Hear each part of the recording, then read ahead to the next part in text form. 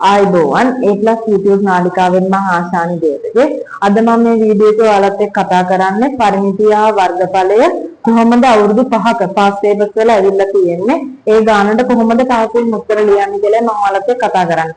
එතකොට මම මීට කලින් පරිමිතිය වර්ගඵලය තව වීඩියෝ දෙක තුනක් ඔයාලට කරලා තියෙනවා. ඒතර පළවෙනි වීඩියෝ එකේ පරිමිතිය වර්ගඵලයේ සූත්‍ර ගොඩනගන්නේ කොහොමද? ඊට පස්සේ වීඩියෝ එකේ මම කළ තියෙන අනුමාන ගැටලු කිහිපයක්. ඒතර මේ වීඩියෝ ටික ඔයාලා මේ වෙනකොටත් බලන්න නැත්නම් ඩිස්ක්‍රිප්ෂන් එකේ මම මේ වීඩියෝ වල ලින්ක් දාලා තියන්නම්. ඒකෙන් ගිහින් බලලා ඇවිල්ලා මේ වීඩියෝ එක බලන්න අමතක කරන්න එපා. එතකොට ඔයාලා මේ වෙනකොටත් මගේ channel එක subscribe කරලා නැත්නම් subscribe කරන්න අමතක කරන්නත් එපා.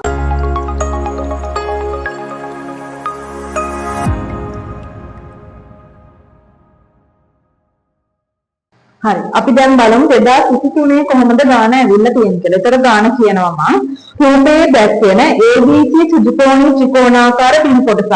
ABC සුජුකෝණී ත්‍රිකෝණාකාර බිම් කොටසකින් හා කේන්ද්‍රික කෝණය අංශක 90ක් වූ ACD කේන්ද්‍රික ඛණ්ඩයක ආකාරයකින් බිම් කොටසකින් සමන්විත එළවලු පාත්‍යකි. ඊට පස්සේ රෝමිලකම් එකේ කියනවා AD සමානය 7ක් මීටර වේ. AD 7ක් මීටර වේ. කේන්ද්‍රික ඛණ්ඩයේ අරය කීයද? 7ක් මීටර. මේක 7ක් මීටර නම් මේකත් 7ක් මීටරයි. ඒ කේන්ද්‍රික ඛණ්ඩයේ අරයවල් හින්දා. ACD කේන්ද්‍රික ඛණ්ඩ කොටසේ C හා D C සිට D තෙක් මායම දිගේ වැටක් සාදන්නේ නම් වැටේ දිග හොයන්නලු. ඒ කියන්නේ මොකද්ද? මෙන්න මේ CD ඡාප දිගය යටෙන් අහන්නේ. ෆෝමියුලාකම් එකේ අහන්න අපි CD ඡාප දිගට අර්ධ මේක ඇවිල්ලා වෘත්තයකින් කොච්චරද? 4න් එකක්. මේ අංශක 90ක් කියන්නේ 4න් එකක්. එතකොට ඒකේ CD ඡාප දිගය හොයන්න ඕනේ. එහෙනම් අපි දැන් හොයමු CD ඡාප දිග. රෝමියුලාකම් එක CD ඡාප දිග අහන්නේ. එතකොට අපි දන්නවා මේක වෘත්තයකින් 4න් එකක් කියලා. ඡාප දිග කියන්නේ 2πr 2 5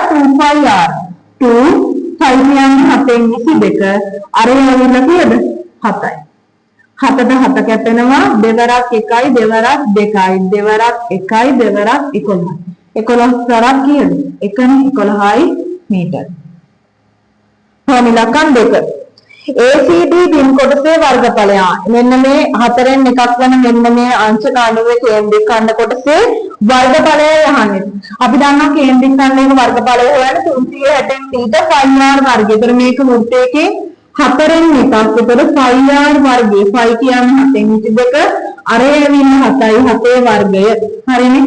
දැන් සුළු කරා නම් හරි 7ට 7 කැපෙනවා 4යි 22 දෙකෙන් කපන්න පුළුවන්. දෙවරක් 2යි දෙවරක් 11යි. ආයි සුළු කරන්න බෑ. 11 තරක් 7 77යි 77 බෙදීම 2 වර්ග මීටර. මේක කෙනෙක්ට හෝ කියලා මම කියනවා 38.5 දැම්මත් ප්‍රශ්නයක් නෑ. අවුලක් නෑ. මම දශම දාන්නේ මේ විදිහටම දානවා.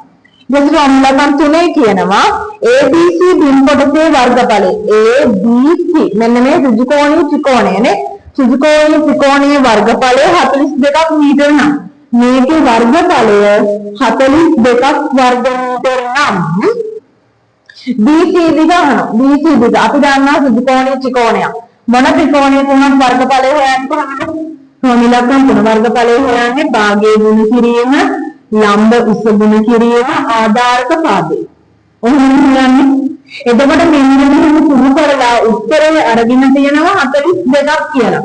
අපෙන් අහන්නේ BC දිග. අපි AC දිග ගන්න. ඇත්තටම කියන්නේ BC කියන්නේ මේ ත්‍රිකෝණයේ ලම්බ උස. AC කියන්නේ මොකද්ද? ආධාරක පාදේ. එහෙනම් අපි ආදේශ කරමු. භාගයේ ලම්බ උස තමයි අපි දන්නේ නැත්තේ BC. ආධාරක පාදේ අපි දන්නවා AC 107ක් මීටර. 42යි දැන් මොකද කරන්නේ? මේ 2යි 7යි දෙක මේ හත පැත්තට අරන් මොකද මේ පැත්තේ මුකුත් ඉතුරු වෙනවා 42 මෙන්න මේ බෙදීමක් විදිහට කියන දෙක සමානලකුණින් අර පැත්තට ගුණ කිරීම දෙක වෙනවා. මෙතන ගුණ කිරීම 7 තියෙනක සමානලකුණින් මේ පැත්තට එද්දි බෙදීම 7 වෙනවා. එහෙනම් සිදු කරමු 7ක් 1යි 7ක් 6යි 6 වරක් දෙක කීයද? 12ක් මීටර කියලා එනවා BC දිග. එකත් හරි.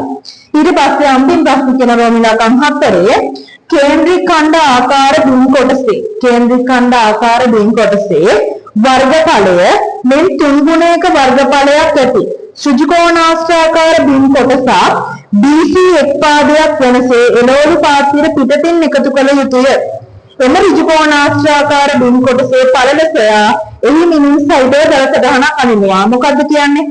මෙන්න මේ ABC කියන මෙන්න මේ කේන්ද්‍රික ඛණ්ඩය වගේ තුන් ගුණයක වර්ගඵලය තියෙන ඍජු කෝණාශ්‍රාකාර බිම් කොටසක් හයි කරනවලු මෙන්න මේ BC දිග එක පාදයක් වෙනස. එහෙනම් අපෙන් අහනවා යන්න එන හයි කරන ඍජු කෝණාශ්‍රාකාර කොටසේ පළල කීයද කියලා. එහෙනම් පළල කීයද කියලා අහලා ඉවරලා අපිට කියනවා මිනිස් සහිතව මෙන්න මේක ඇඳලා පෙන්නන්න කියලා කියනවා.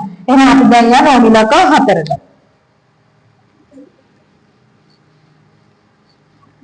ඉස්සෙල්ලාම අපි කරන්න ඕනේ අපි දන්නවනේ මෙන්න මේ කේන්ද්‍රික ඛණ්ඩයේ වර්ගඵලය අපි දන්නවා. කීයද? කේන්ද්‍රික ඛණ්ඩයේ වර්ගඵලය අපි හොයාගත්ත 77 බෙදීම 2යි කියලා නේ. එතකොට ඒ වගේ කීයක්ද?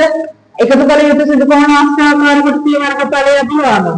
එකතු කළ යුතු ඍජු කෝණාශ්‍රාකාර කොටසේ වර්ගඵලය කීයද? 77 බෙදීම 2 වගේ සුදුනද? 3 ගුණය. හරි නේද? එතකොට අපි කියන්නේ මෙන්න මෙතනින් තමයි පරි කරන්නේ. ඒතර එක් පාදයක් කීයද? BC වෙන අපි BC දිග හොයාගත්ත කීයද? 12 කියලා හොයාගත්ත. එහෙනම් අපිට පුළුවන් වර්ගඵලය හොයන්න දිග ගුණ කිරීම පළල. හරිනේ?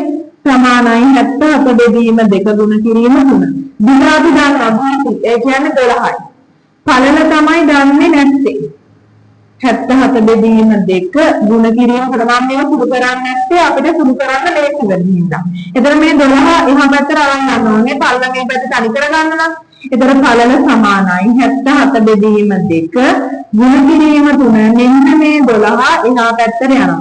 12 තියෙන්නේ පළලත් එක්ක ගුණ කිරීමක් විදිහට ගුණ කිරීම 12 සමාන ලකුණෙන් මේ පැත්තට යද්දි බෙදීම 12 වෙනවා. හරිනේ? දැන් සුදු කරන්න තියෙන්නේ. කොහොමද සුදු කරන්නේ අපි? 77 3 කීයද? 77 3 231යි 12 තරම් 2 24යි. සුළු කරාම එනවා 9.625 කියලා මීටර. එතකොට මෙන්න මේ එකතු කරන සුදු කෝණාශ්‍රාකාර කොටසේ පළල තමයි 9.625 වෙන්නේ. එහෙනම් අපි දැන් ඇඳලා පෙන්නමු. මේක ඇඳලා පෙන්නමු. මුලින් සම්පූර්ණයි අඳින්න ඕනේ. ඍජු කෝණාශ්‍රයන් අනිවාර්යෙන් අංශකණුව පෙන්නන්න. හරිද? ඊට පස්සේ මේ දෙක දිගින් සමානයි. අපි මේ දිග හොයාගත්ත 9.625 මීටර. ඔන්න ඔහමයි පෙන්නන්න ඕනේ. හරි නේද? එතකොට මේ ගාන 2003 ආපු ගාන. එතකොට ඒක රෝම ඉලක්කම් ඉච්චේ අපිට කියලා තිබ්බේ ACB කේන්ද්‍රික ඛණ්ඩ කොටසේ ඡාප දිග හොයන. ඒ කියන්නේ ඒක දිගේ වැටක් ගන්නවල එහෙනම් ඒ වැටේ දිගේ නොකියා කියන්නේ ඡාප දිග හොයන්න කියලා තමයි. ඒක අපි හොයාගත්තා. ඊට පස්සේ ACB බිම් කොටසේ වර්ගඵලය හොයන්න කියලා. ඒකට මම කියවා කේන්ද්‍රික ඛණ්ඩයක වර්ගඵලය හොයන්නේ 360 θ πr වර්ගය. ඒතර මේ කියන්නේ වෘත්තයකින් 4න් එකක්නේ. ඒ හින්දා අපි 4න් එකයි πr වර්ගය දාලා ගන්න හොයනකට. ඒතර උත්තරය ආවා 77 බෙදීම 2ක් කියලා. ඊට පස්සේ රෝම ඉලක්කම් 3 තිබ්බා. මෙන්න මේ සුදු කෝණී ත්‍රිකෝණාය කොටසේ වර්ගඵලය දීලා තිබ්බා. 42ක් කියලා. අපෙන් අහලා තිබ්බේ BC දිග කොච්චරද කියලා. ඒක අපි දන්නවා ත්‍රිකෝණයක වර්ගඵලය හොයන්නේ භාගය ගුණ කිරීම ලම්බෝත් ගුණ කිරීම ආධාරක පාදේ. සමාන වශයෙන් 42කට. එහෙනම් අපි භාගයේ හෙන්නමයි ලම්බෝත් තමයි මේක BC. හරිද?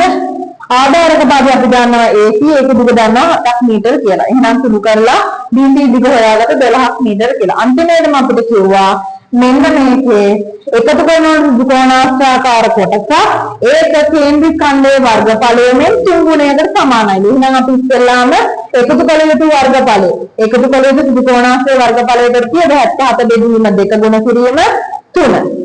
එතකොට අපි තමයි ඍජු කෝණාශ්‍රයක වර්ගඵලය හොයන දිග ගුණ කිරීම පළල කියලා. එතකොට මේක දිග අපි හොයාගත්ත 12යි කියලා අපිට පළල තමයි ගණනය කරන්න ඕනේ. මම පළල ඒ විදිහෙන් පළල කියලා ලියාගත්තා. එතකොට මම මෙතන 77 ගුණ කිරීම 3 බෙදීම 2 සුළු කරේ නෑ. අපිට අන්තිම වෙනකන් සුළු කරන්න ලේසි වෙන්න හින්දා. එතකොට මම මේ 12 එහා පැත්තට අරන් ගියා. එතකොට ගුණ කිරීම 12 එහා පැත්තට යද්දි බෙදීම 12 වුණා. 77 3ෙන් ගුණ කරාම 231යි 12 කරන් 224යි 231 24ෙන් බෙදුවාම 9.62යි. මේක හොයාගෙන විතරක් මදි. මෙයාලා කියනවා මුල් සයිඩ් ඍජු කෝණාශ්‍රය ඇඳලා පෙන්නන්නත් කියලා. මම මේක තමයි මේ ඇඳලා තියෙන්නේ.